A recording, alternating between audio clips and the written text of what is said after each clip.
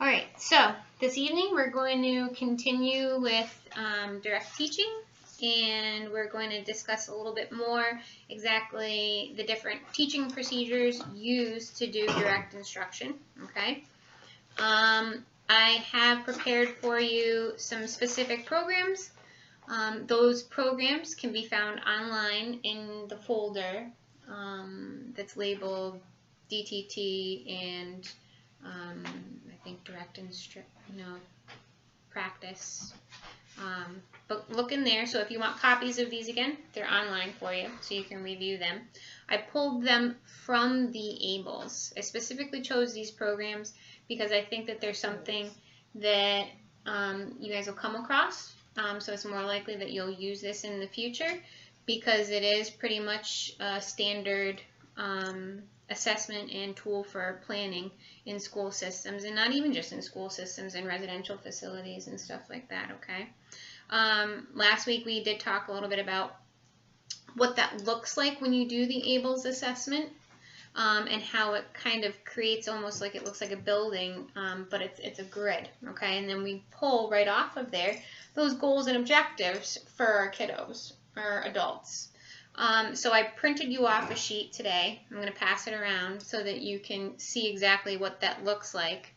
But let me just point out to you so you kind of have a better idea. Right here, in the top corner, it says color code, okay? And then next to it, it says, assessor, so you'd have their initials there, and then you've got the date.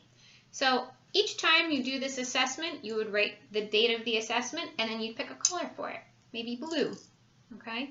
So the first time that I went through and I assessed this individual for all of their developmental skills, each one that they have, I'm going to color in that little box, okay? And to some of these certain skills, it goes into even more depth about how complete their ability is to do that. So there might be 4 boxes, okay? It's like, yeah, they got 25% of this ability, 50% of this ability, 75% of this ability, all right?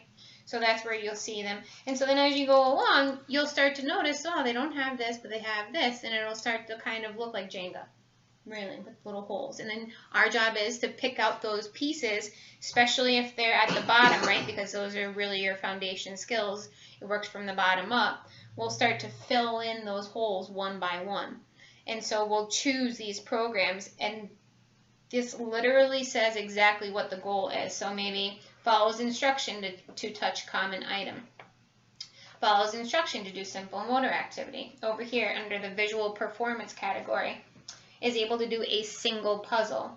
All the way up to the top, well, let's go midway through, puzzle without interlocking pieces, jigsaw puzzle, and then all the way to the top, mazes, all right? Over here, cooperation and reinforcer effectiveness.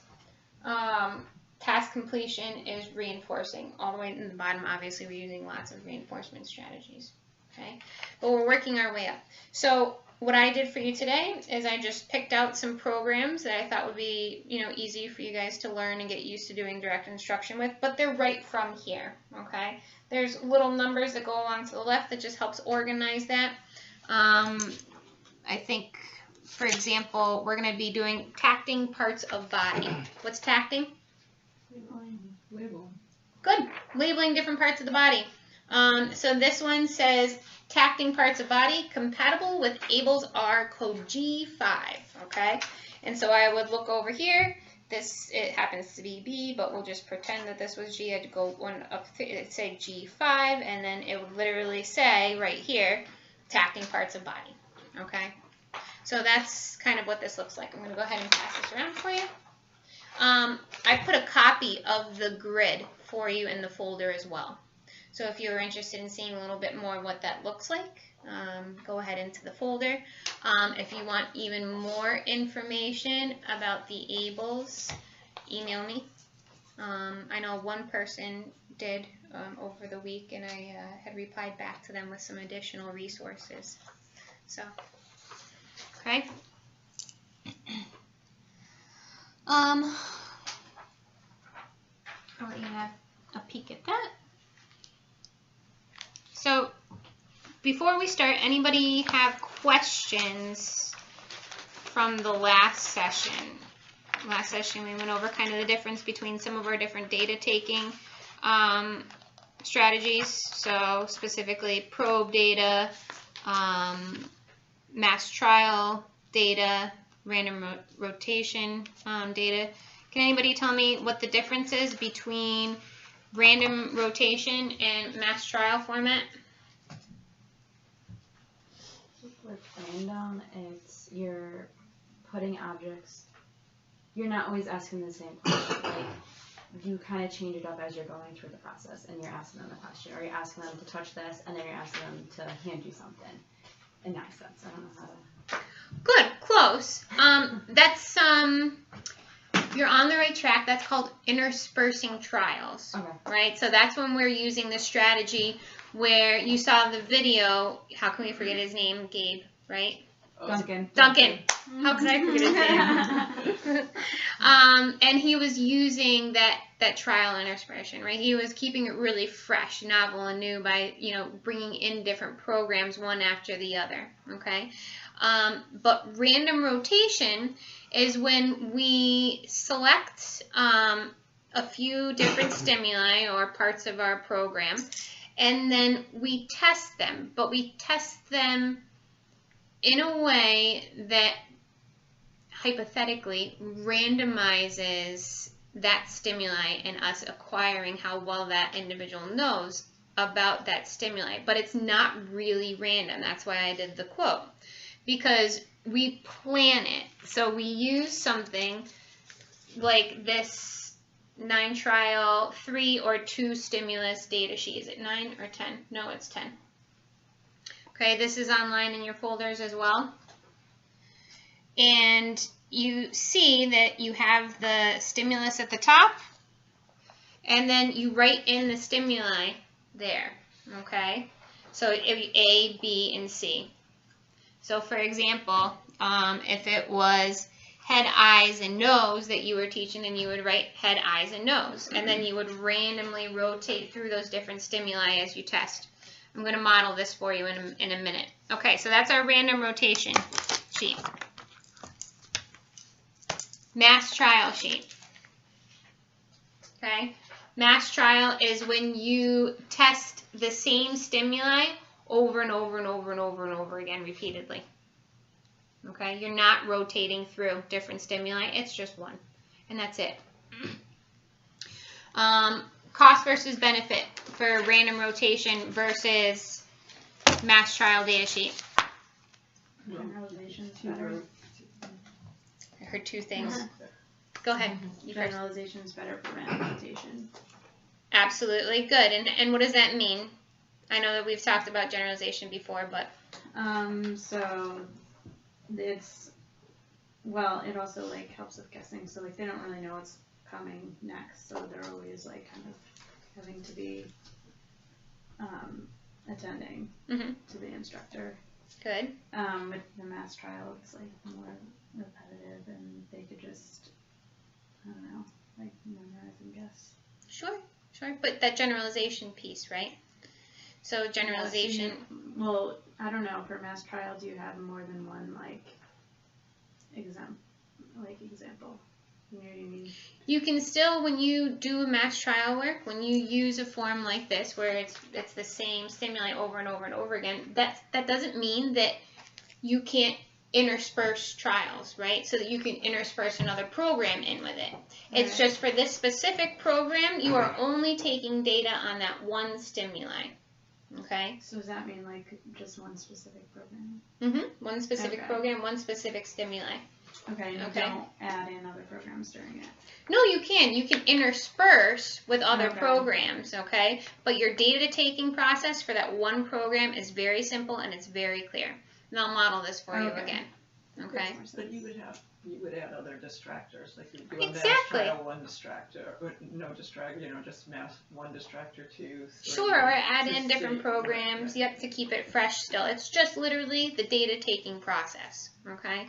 Now, the cost versus benefit that I see when you use random rotation versus this, there's 2 major. One, this is really, it's simple, it's clear. For someone who's just beginning to learn ABA, okay, or is just starting out as a paraprofessional, okay? But I feel like you guys, by the time that you leave this course, you'd be bored of this pretty fast, and you'd be like, you know what, I can totally handle doing random rotation, okay? And this is a much easier way, I think, of taking data and assessing, especially when you're trying to figure out if there's a particular part of a program that a student is learning incorrectly, okay? Because remember, this gives us 2 different stimuli, and you can assess and see, all right, well, consistently they got C wrong. So maybe they just have no idea what a whistle is. You know, maybe it's something specific about what I chose for that program, but all the other ones they're getting correct, okay? Does that make sense? Is this under the umbrella of DTI or data collection? This? Yeah. Random rotation. Is under DTI. Yeah. And so is the mass trials under DTI. Yep. Okay. And they're both. Or DTT. Okay. And they're Different both this way. like data collection procedures. Absolutely. Yeah. Cool. Alrighty. Okay. So, was there something else that I wanted to talk about before I modeled this for you? No? We're good? Alright, so I'm going to specifically model running some of these programs. I'm going to start off with the mass trial sheet, and then we're going to do random rotation. Okay? Good. What's expressive?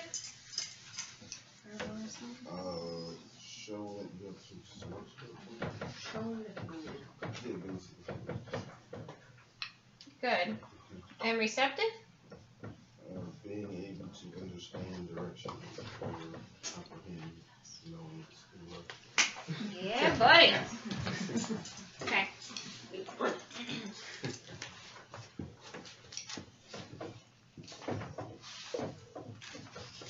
Just make sure that my data sheet looks like your data sheet. Okay, so let's go over the important parts of our data sheet. Okay, so it says program in the top left corner.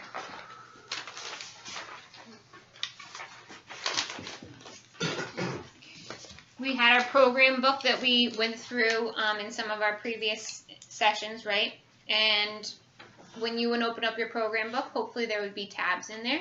So it would be easy to find exactly which program is what. You'd have things, what are some examples of programs that you might run a class? Hygiene. How to brush your teeth. Good. Task analysis, brushing your teeth, yep, hygiene. But then maybe in the public school setting, you have everything from like counting to identifying objects to labeling people, places, all that kind of stuff, okay? The program that I'm going to start with, actually, let me see if that one, I'll do this one first, is going to be matching pictures to objects, okay? So my data sheet would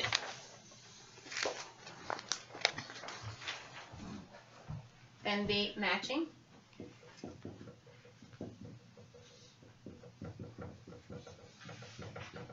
to objects. And you can actually write that in at the top of yours if you want, because you can use this data sheet for this program when you come around to it. For mass trial one? Yep. Okay, underneath program, what does it say? Good. And what does that mean?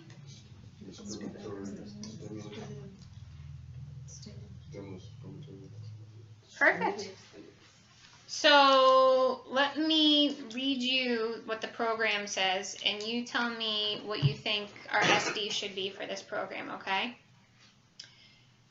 Here's the objective. It says, when given a picture, an array of objects as choices, and teacher says, match, student will match pictures to its corresponding object.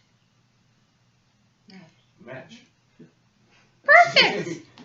And you know what though? Sometimes it doesn't always say that in the objective. Sometimes you have to go into the teaching procedures part. So I'm going to go down to the teaching procedure part. And it says, place a picture directly in front of the student and an array with a corresponding object approximately 12 to 24 inches from student. As you say, match. Wait 5 seconds for a response, and then it goes on to the rest of the teaching procedure, okay? So you guys are right. Match. That's my direction. Easy enough. And then R. Right. I heard it. Response. Good. So what are we looking for the student to do? Good. Match pictures to objects.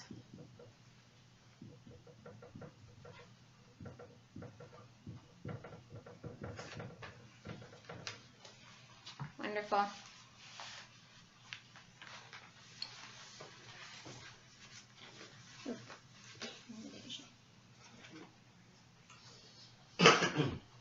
Okay.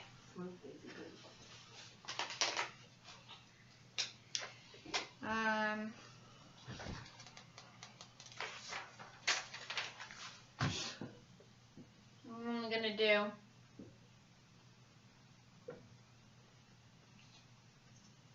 two rows on mine. Obviously yours has a ton more. So we've got date, target,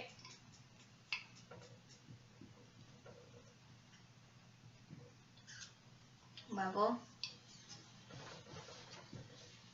and then what do we have after all of that?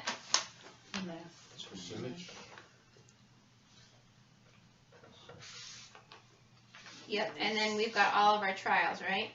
Let's see, 1, 2, 3, 4, 5, 6, 7, 8, 2.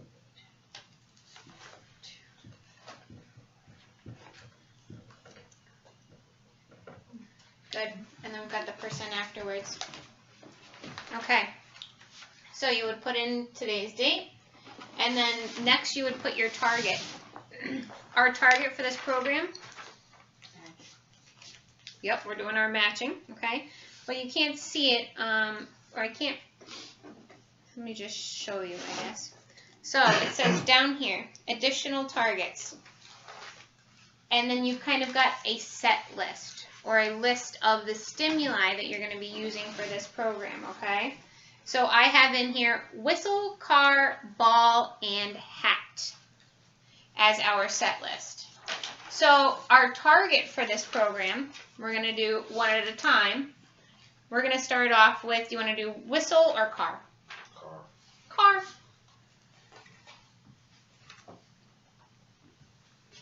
Okay. Now, when I do a program, and I'm starting off for this program, I would want to do the date that I started it, okay?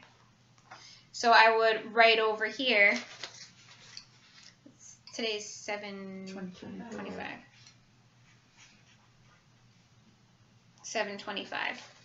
A lot of the times when you see a program sheet like this, it'll actually have like a start and end date over here. So it'll say, you know, start a program, and then end date would be mastery, so that you can kind of keep track and progress as you go through. But for our purposes, we'll just do this. Okay.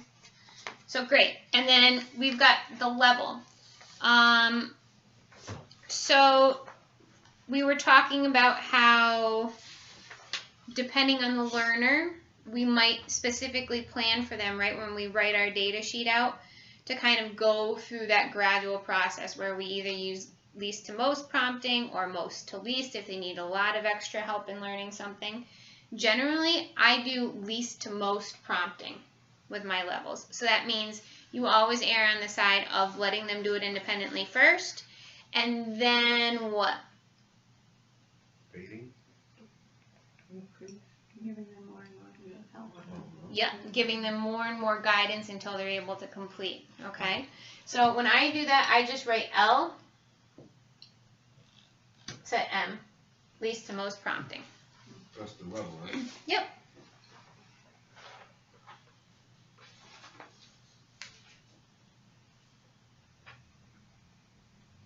come it says level mash trial, and how come we're not putting those in? Because you already know that this is a mash trial? Mm-hmm. Okay. So would it look different if you had to put those in there? It would. Well, so it says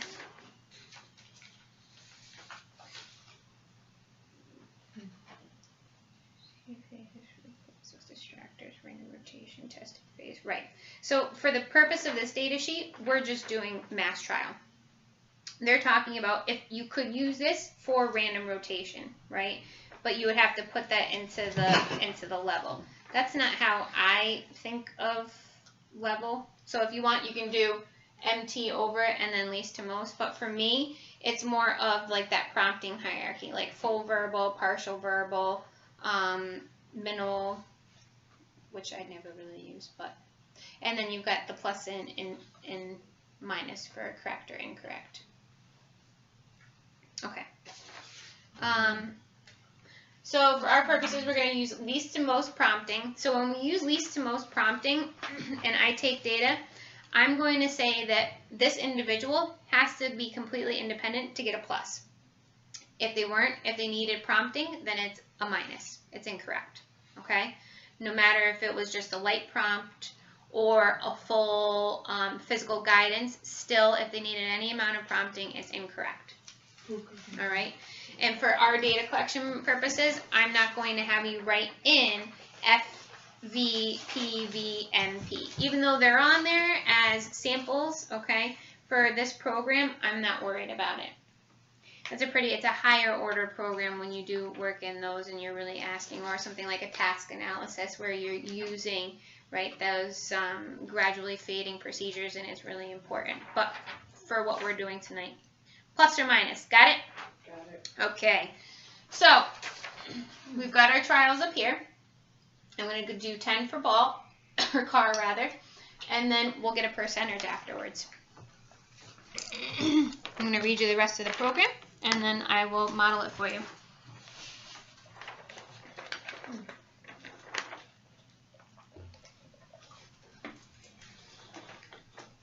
So the best place is, okay.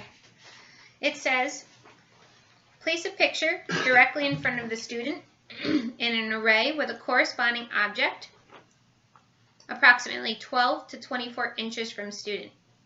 As you say, match. Okay, so I've got my two pictures. I've got a picture of a whistle and a picture of a car. You want to get really specific, it's a van. I'm going to say this is van. Generalization, teaching loosely. Come on. It could be a car. It's got wheels. You drive it. Okay? I got my two pictures. I'm going to put them out in front of my student. I'm going to ask you to participate with just your hands, though. You don't have to be in the mirror. You got it. Okay. Turning them so that she can see them. So, place a picture directly in front of the student in an array with a corresponding object. 12 to 24 inches. Say match. Wait 5 seconds for a response. If student moves picture so that it makes contact with the corresponding object, praise and provide reinforcer.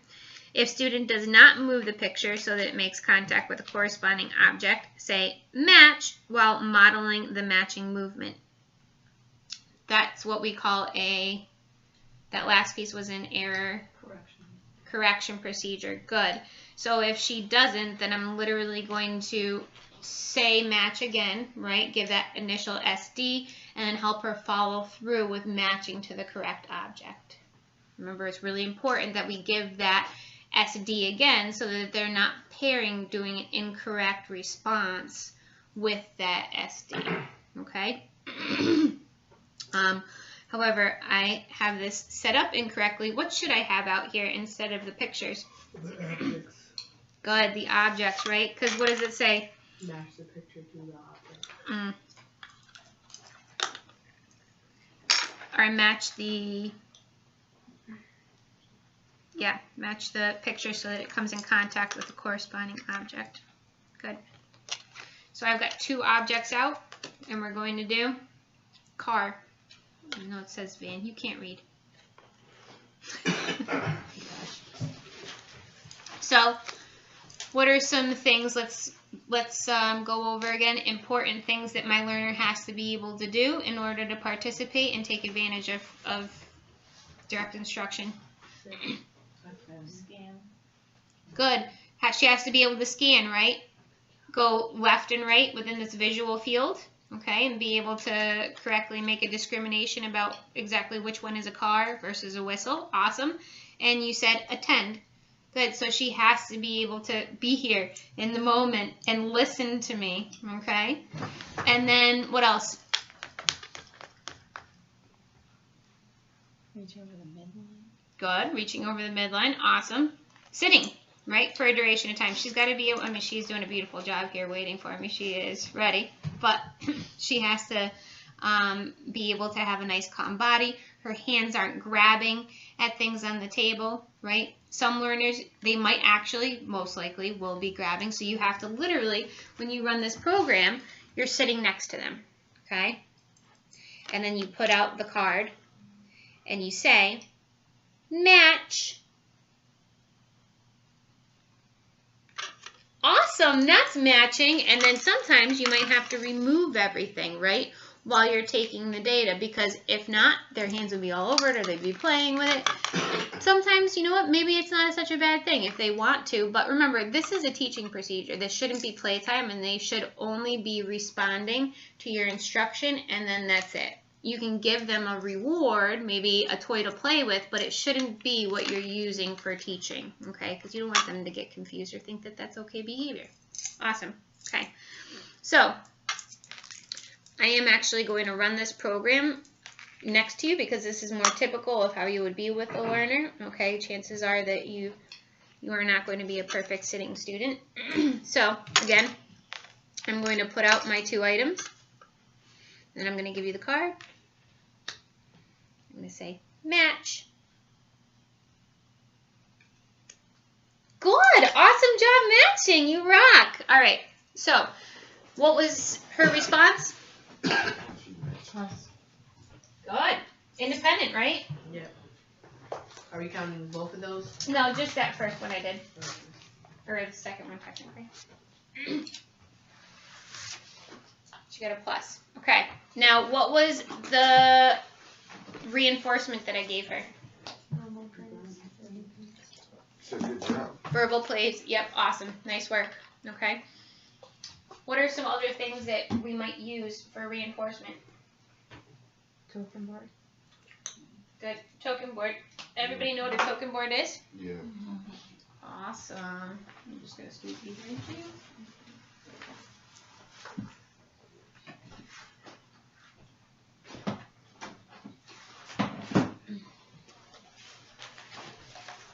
Here's another example of a token board. Okay. This should be pretty familiar for everyone. There are pictures on the inside. This is just how I set this up for this book. But you take each of these off.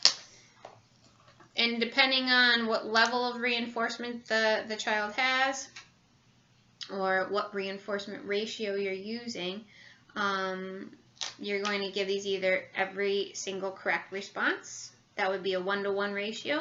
Or maybe every other, 1 to 2. Okay, so every 2. Or you could do it kind of on a variable, so you keep them guessing, maybe around every 3. So that sometimes that first one, and then maybe the third one, right? But it really depends on where they are with that need. And then you always have a picture. You don't always have to, depending on how mature the learner is, right? Sometimes you just need to have the board and that's it. Other times you might be able to literally write out the word, whatever it is that they're earning. Or, you know, maybe they don't even need a token board at all. For some of our individuals, it's just, all right, let's do this program first, and then you can have that. Simple.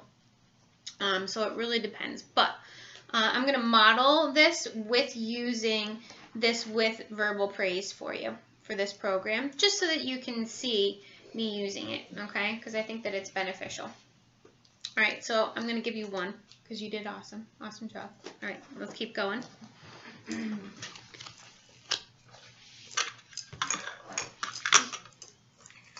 Do you want me to keep getting them right, or you want me to do it wrong? Do it. Switch it up every once in a while. Sounds good? Okay. I'm going to pretend like you're not doing on that side of it. Oh, good of a job sitting. Okay, so remember, we're earning coloring.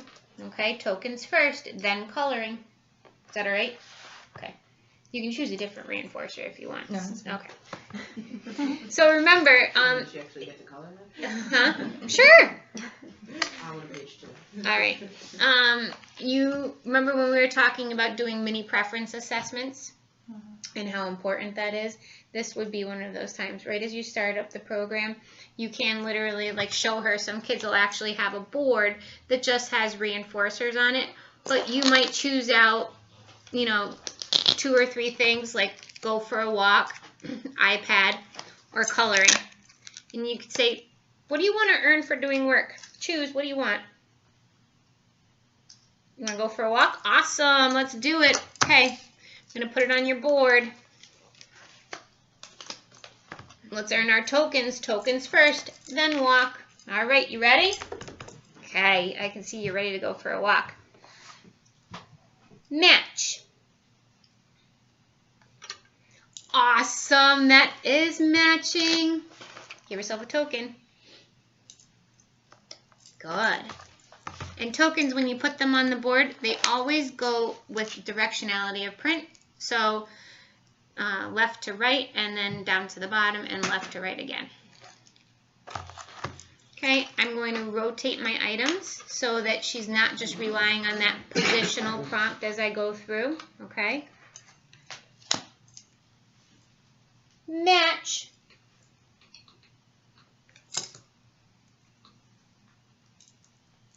Match. That's matching. Good. Okay, I'm going to stop there for a second. Let's get caught up. So she had, number 2 was a correct response. Number 3 was? Incorrect. Good. And unfortunately, I didn't catch her quite in time because remember, you want to, as much as you can, use that errorless teaching where she doesn't even make a mistake. She doesn't get the chance to do it incorrectly, but I wasn't fast enough. So instead, I brought her hands back down. I reprompted her and manually guided her to do the correct response. So that still only counts as 1 incorrect then? Just 1 incorrect. Okay. Yep.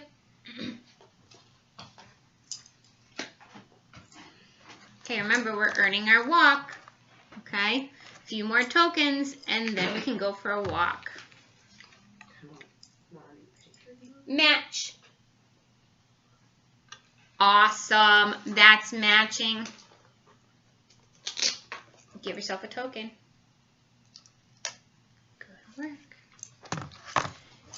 Clap your hands. Good. That's clapping your hands. There you go.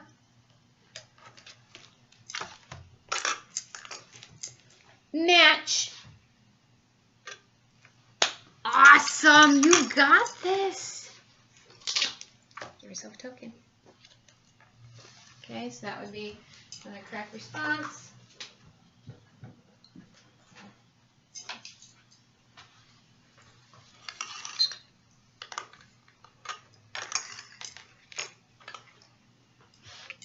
Match. Awesome, nice work. When you said clap your hands, did you count that as a positive? Nope. No. I'll tell you why I did that after. We'll get through this.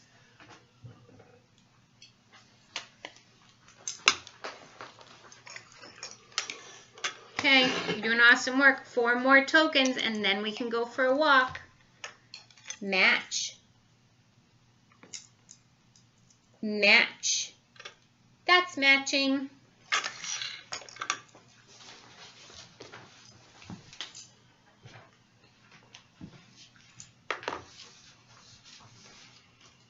Touch your nose.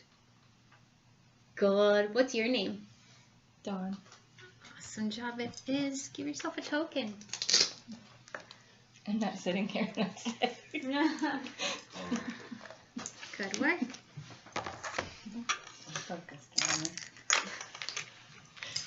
Match. Awesome, that is matching. Give yourself a token. Go with it.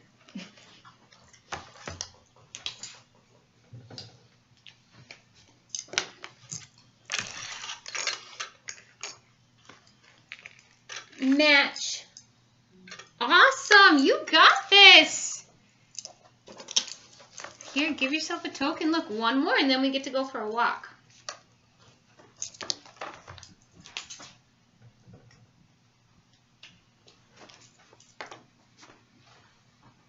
We do.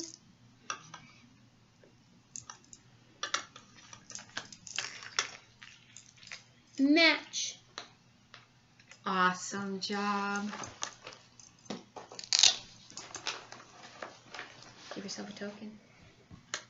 Good. Let's count. Ready? 1, 2, 3, 4, 5, 6, 7, 8, 9, 10. Awesome. We're all done. Let's go for a walk. Okay, so she got all 10 tokens. Now we get to go trade in. I'm going to remove the materials for right now. Let's just for ha-has. I thought I did 10 trials. Did I miss one? You did, but you forgot to put a plus Okay. for one. All right. So, yeah, we would, afterwards, we'd say, okay, Don, thank you very much. You're a trooper. Awesome student. 80%, right? Good. So that would be considered mastery over two times, 2 consecutive days. Depends on what they determine to be that. Well, it says it right here, right? Criteria 80%. So different programs are going to be different. It depends on how it's All written. 10. Yep.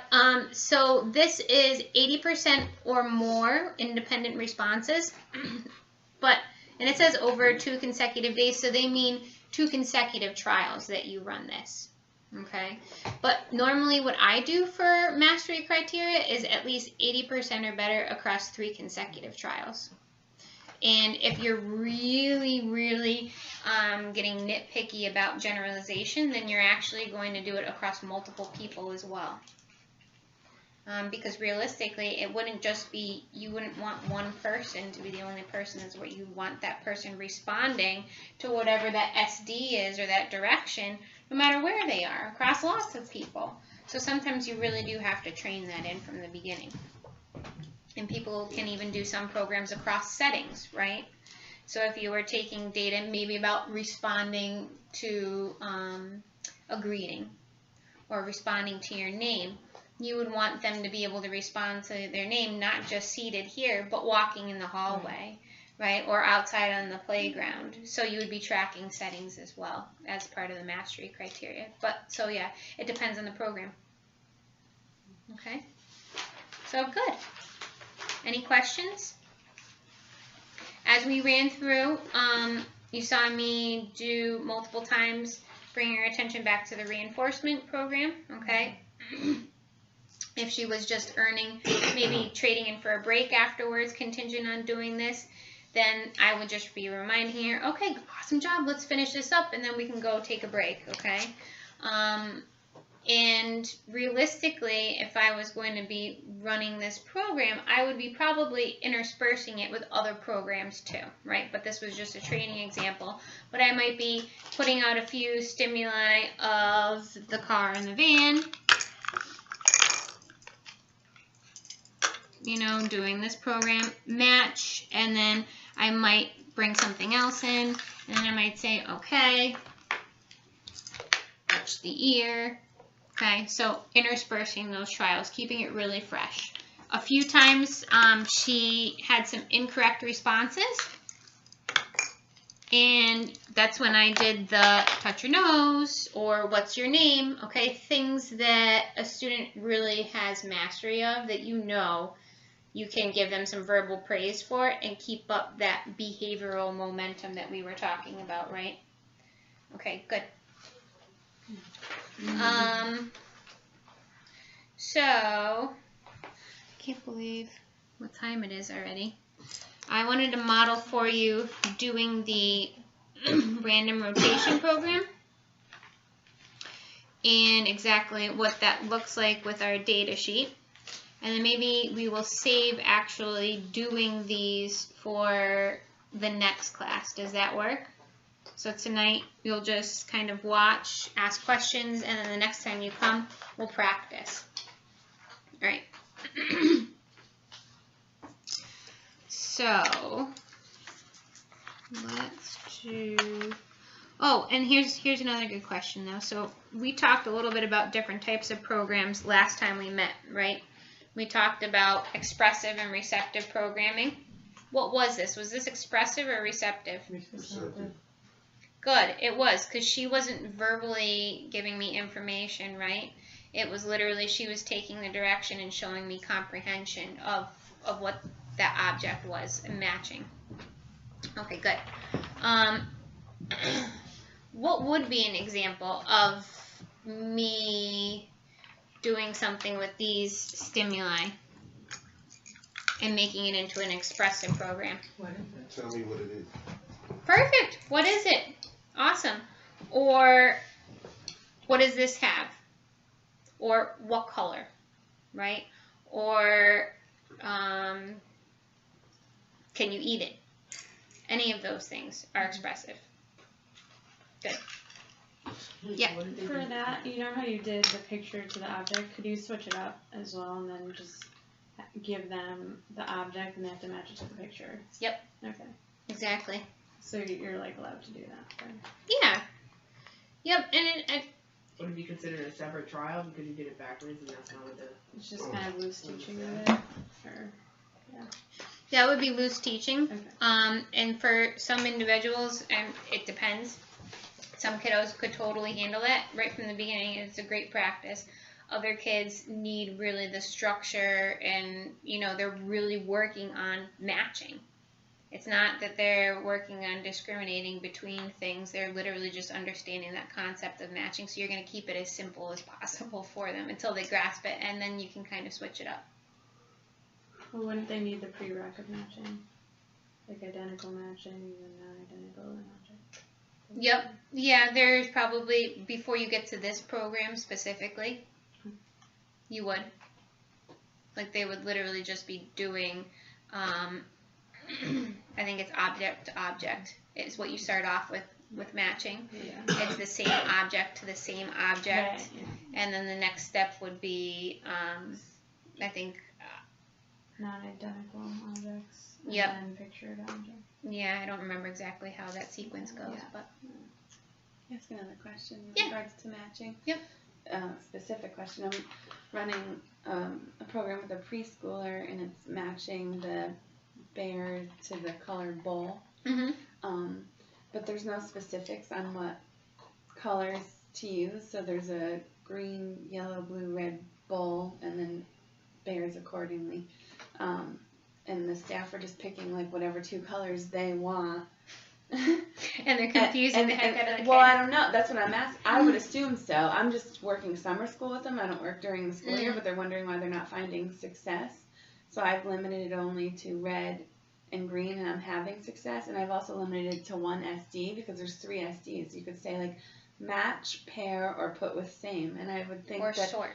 well, that's what they're saying you can say to this child. And I'm thinking it would probably be wise to stick with one phrase across All the really board. great points. So again, it brings up what's the ability of this learner? Are Which is they limited? so then? Yeah, if they're not making progress, then let's make it simple, Okay. right? Make it very easy for them to learn.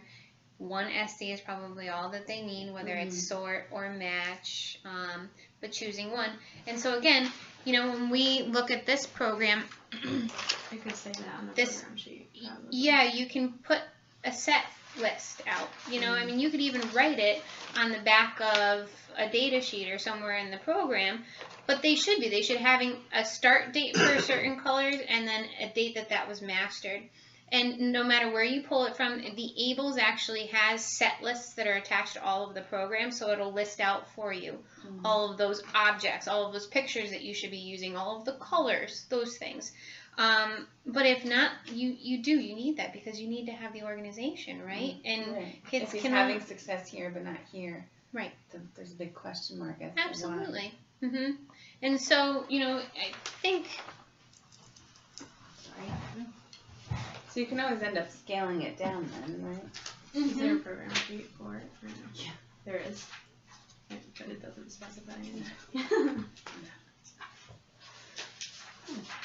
So Never seen that. here's another example. Exactly. Yeah. This is an example of a program set list. Okay? So our program set list at the top, you would literally write out program. So this might be colors. And then you would write them down here. Red, blue, green, yellow, all of those. And then this has an introductory date. So you would put the date that we introduced it. And then when they mastered it. And then if there are any additional generalization instructions like multiple settings or things like that that were accomplished during that time.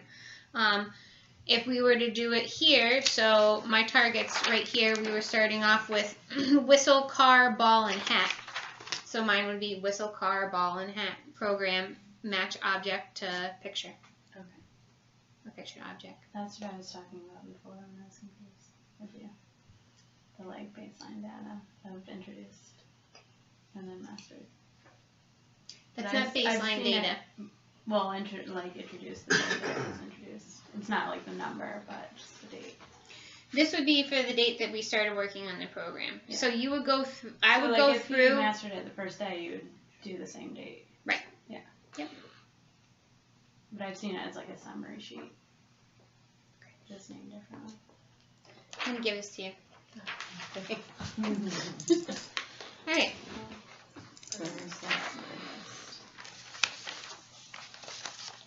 And guys, if there's any resources that you'd like, or you know what I mean, like that's a perfect example. That's something that you can use, which is fantastic.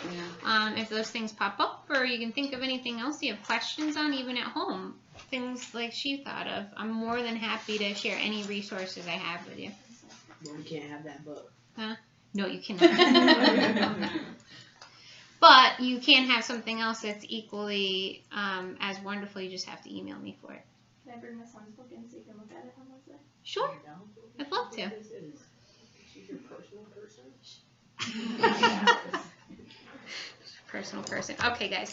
So let's go on to random rotation. Okay?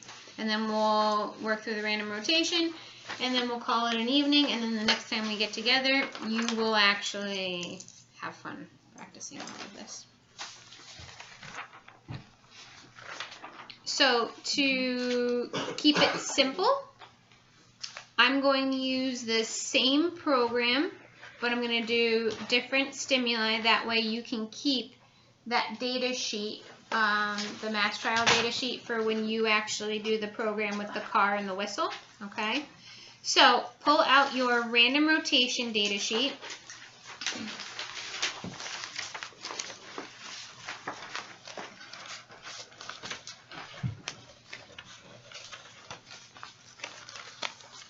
Are we using the ABC one or the AB one?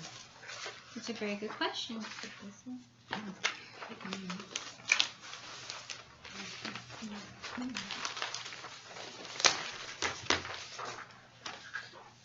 You have this one. This right here.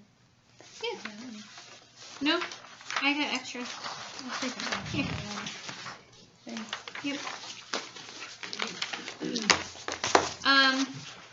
So for the purpose of this specific trial that we're doing, well, would you like to see one with 3 stimuli or 2 stimuli? Because you're going to be practicing doing both tomorrow.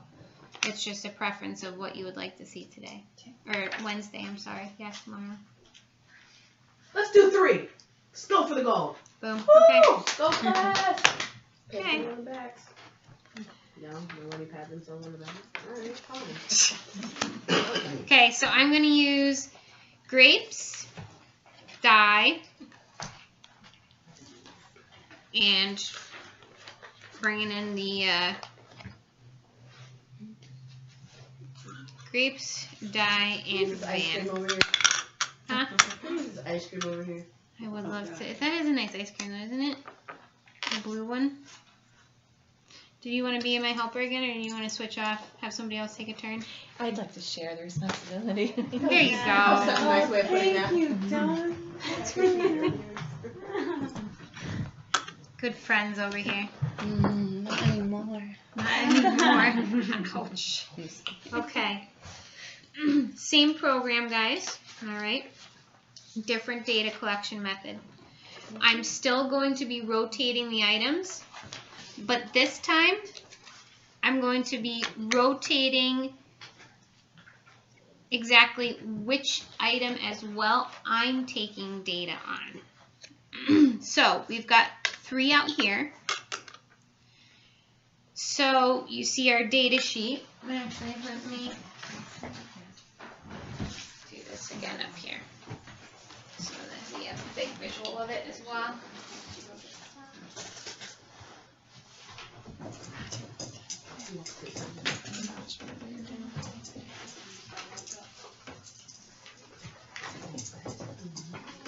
Okay, so I'm going to draw, we've got program, still the same, matching pictures to objects, right? And then it says underneath it, stimuli.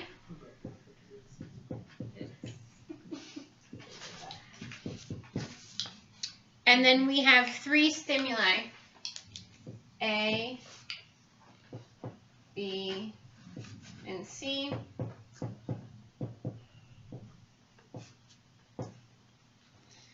What are our stimuli? Dice. And can we say van? Yeah. Die. And it really bothers you, huh? Kinda. All right. Van.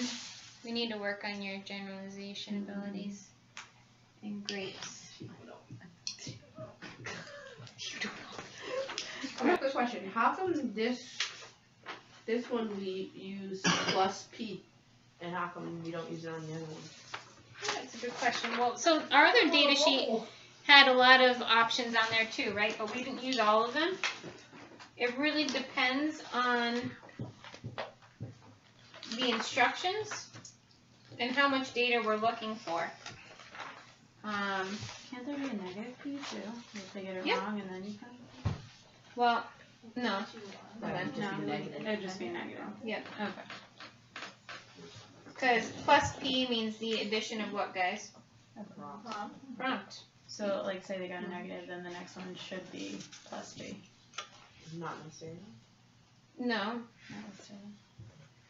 So, Would that be the errorless teaching if you're? Well, if they got it wrong, you would want it for the next time, just in case they don't fail it again. hold on. Start all over. Because So they I'm get it wrong, and then after it, you would want to do. an error correction P. procedure. So you would want to. I mean, I guess it depends on the error correction procedure. Mm-hmm. So remember, depending on what you're looking for, you can take data using, so that might be what you have written in, right? Is that you're going to use prompting in some way to help this learner get used to a program or establishing it, so it should all be plus P, unless they are just completely non-responsive and they're not doing it at all, and then it would be minus, minus, minus, okay?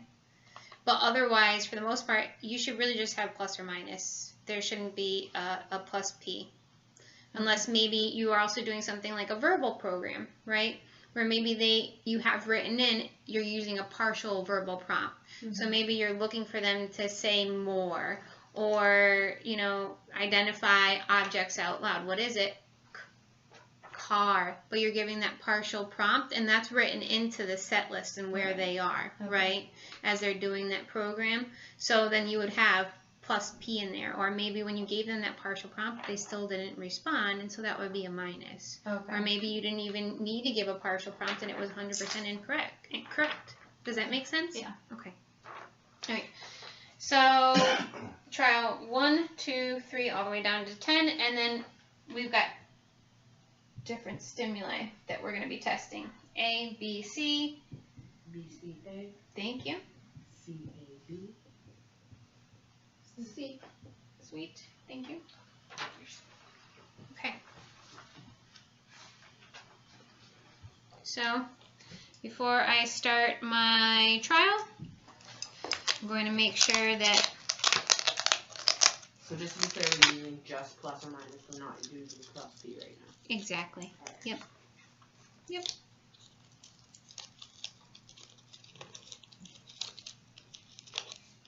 Because our program, the way that we read it earlier, it's the same program, right? So there's an error correction procedure in there, but we're kind of, it's an all or nothing. It's a plus or a minus. I did use the bathroom for a token, if anybody cared before. That's what we were talking about. Oops, sorry. You said roll. I said roll with it. She was a trooper. Okay, so my token board is cleared. I'm going to do a mini preference assessment again, see what it is she wants to work for. This time, I'm going to say that I have a more advanced learner, so she might not earn the ability to trade in right after this program. I'm going to give her a token like every 2 or 3 correct responses instead, okay, because she's really working on that duration of sitting and engagement, okay. So, what is it that you want to earn today? You want to go for a walk? You want to play with the iPad? Or do you want to color? Color. Color, sweet. Okay. So let's do our activity first, and then we'll color. And I need my pictures. I would totally be having a kid running around the room right now.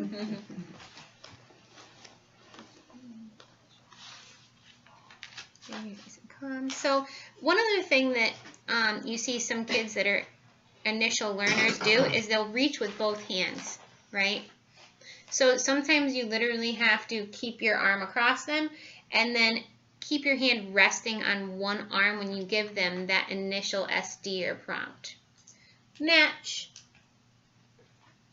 Awesome job, that was matching.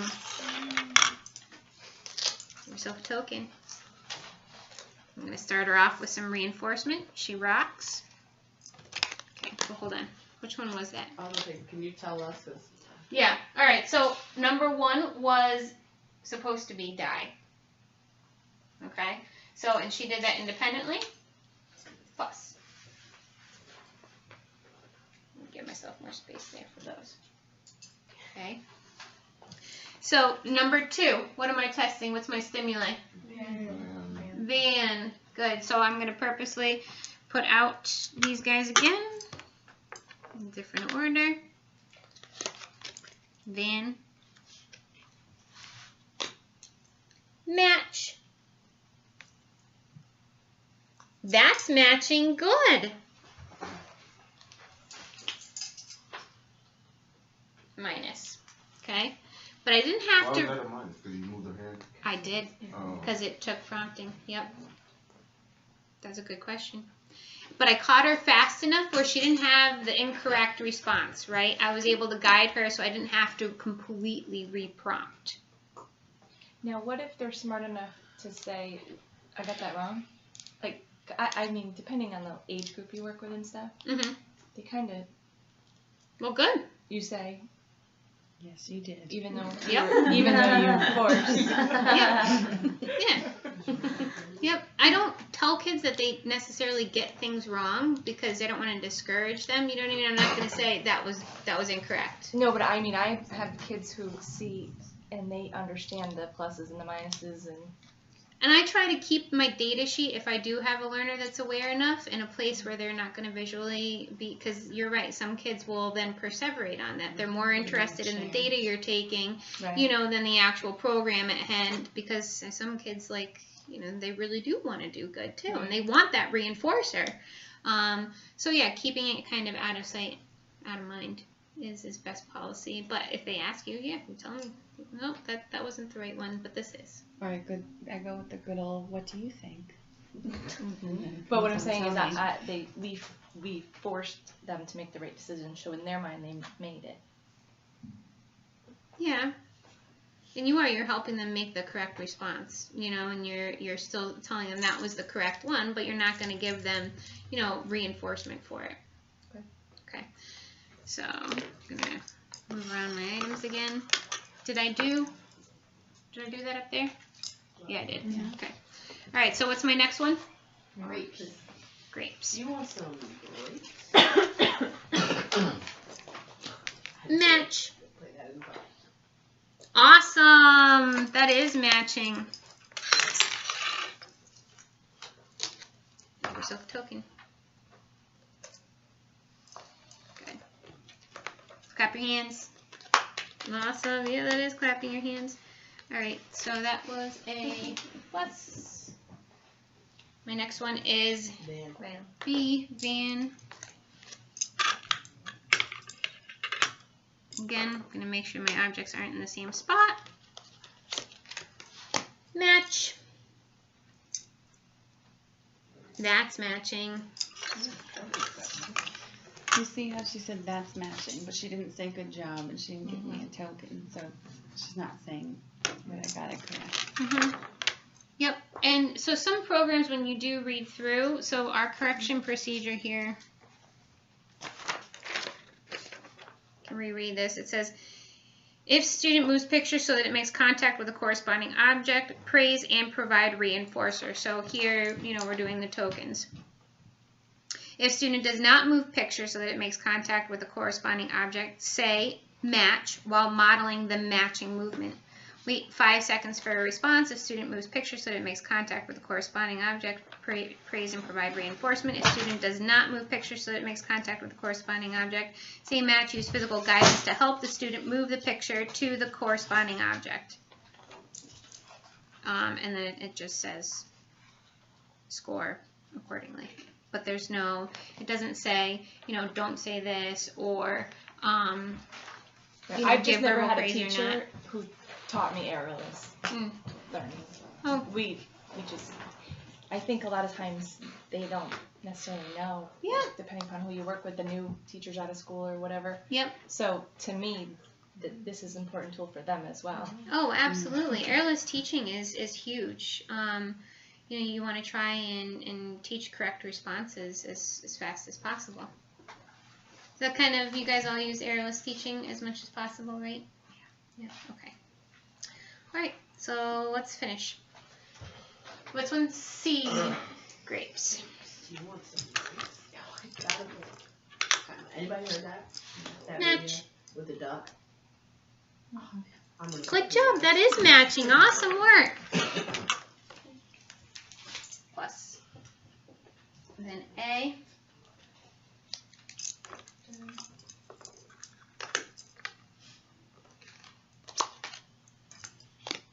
Match. That's matching. Clap your hands. Touch your nose. Awesome. Give yourself a token.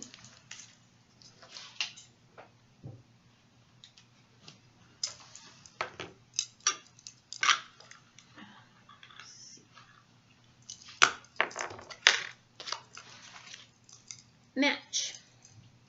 Good. That is matching.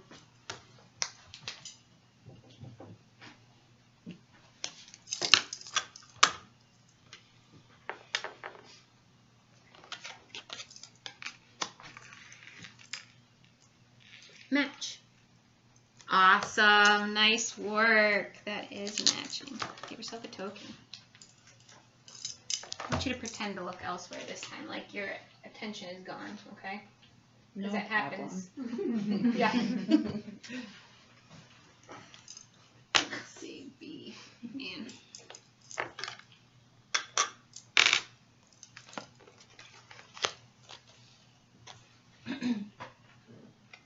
okay, so remember, we're earning coloring. We gotta get our tokens first and then coloring. Awesome. Match. Good job, that is matching.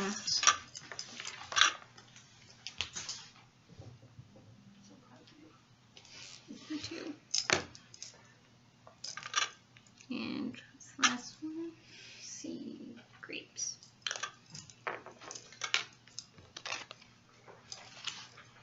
Match. That's matching. Good. Okay. Thank you very much. So, we've got 1, 2, 3, 4, 5, 6. 60%. So I would usually just write that off in the corner. The date at the top is the date that you started, and then does each individual box get labeled with a date? So it's this is a data sheet that you can use in multiple ways. The purpose of this specific data sheet is that a paraprofessional takes this and you sit down with this one data sheet for the entire day. You run all of your programs on one data sheet. In one day. In one day, which is kind of helpful because then you don't have to flip through a book all of the time. You just have this on a clipboard in front of you, and that's on the student's desk, and at the end of the day, they all go over to the head teacher, whoever's taking data, and then they input this into the data sheets. Does that make sense? And it's just easier for them, but it takes some getting used to they have to feel comfortable with the programs that they're running because there aren't directions on every single data sheet. Right. You know? So the next program, the next box could be used for a different program. Exactly. Mm-hmm. Yep. All right. And actually, before we go, because we have a few minutes, I am going to model for you running this program along with another program, interspersing those trials. So I'll run two programs together. Okay. I'm going to model, we've been doing body part ID as kind of like just something that you have maintenance over. So we'll keep that there, but I'm actually going to have you do a sorting program like you were talking about with your individual. Do you mind if I still use you as a guinea pig? Yeah. Awesome. Okay. So I'm going to do a variable basis again. So around like every 2 or 3 correct responses, she's going to get tokens. I'm going to say we're just picking up where we left off. So we'll continue using this. I'm going to go back to, we'll keep the 3 stimuli. So we'll say that I'm going to do my random rotation. And then I'm also going to do sorting by color. So I'm going to have all my materials out here ready to go for my learner.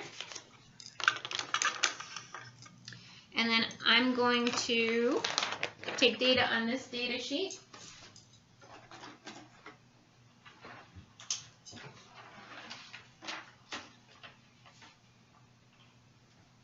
So again, I'm going to use our random rotation for both programs. I'm going to write the programs at the top. One program is going to be match. Oh, my pen's dead.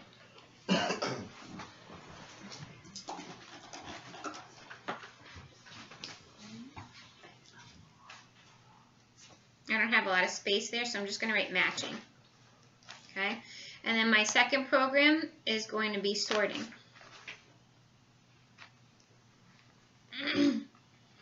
I've got 3 stimuli for my first one again, dye, van, and grapes. And for my sorting program, I have 2 stimuli. I'm testing yellow and blue. You have an extra one of these? Yeah.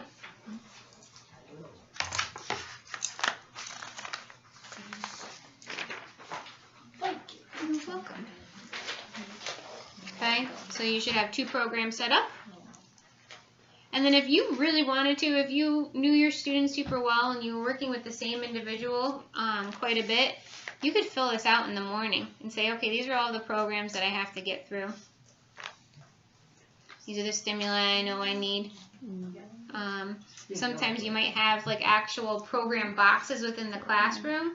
So if you start off the morning and you know that it's going to be like a program time for a good hour chunk, then you might go over and get out all of those stimuli you need beforehand, put them in a box so that you just have everything right there so your kiddo earns a break. Good, go take a break, you know, they come back, you start right back up with 2 new programs. But you have everything there, that way you're not shuffling through the classroom trying to get stuff.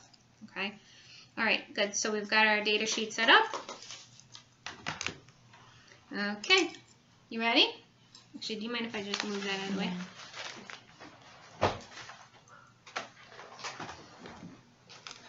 Okay, so you still want to earn some coloring?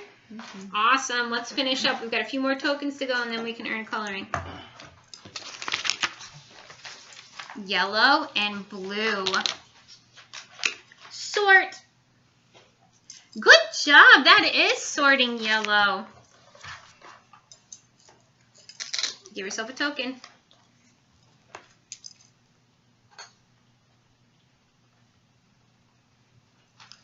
And I started off with, it should have been blue that I gave her first. So instead I put a plus next to A, and then I'm going to go back up. My next one will definitely be blue.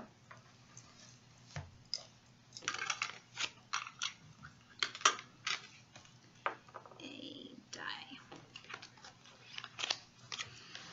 Match die. That's matching. Clap your hands.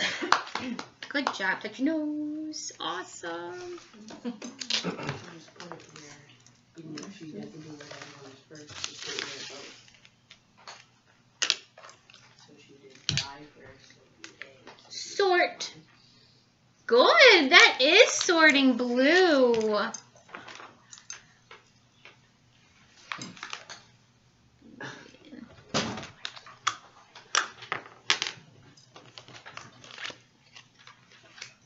Match. Awesome job matching.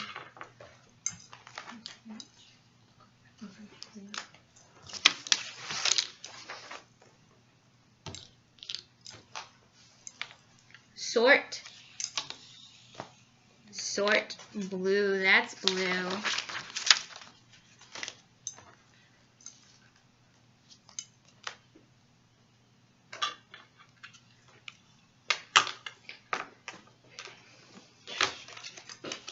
Match. Match. That's matching.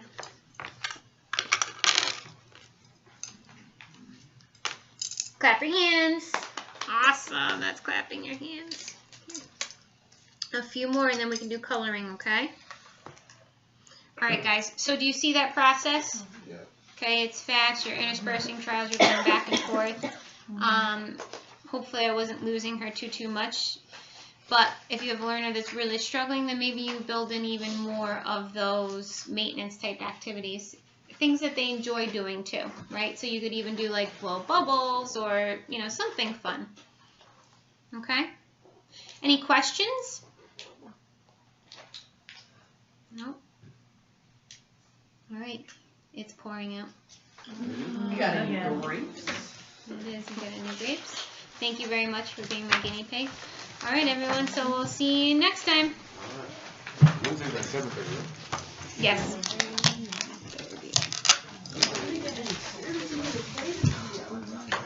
Manner. Dreading it, actually. I'm just dreading the fact that I have to go back into a car. I know who it is.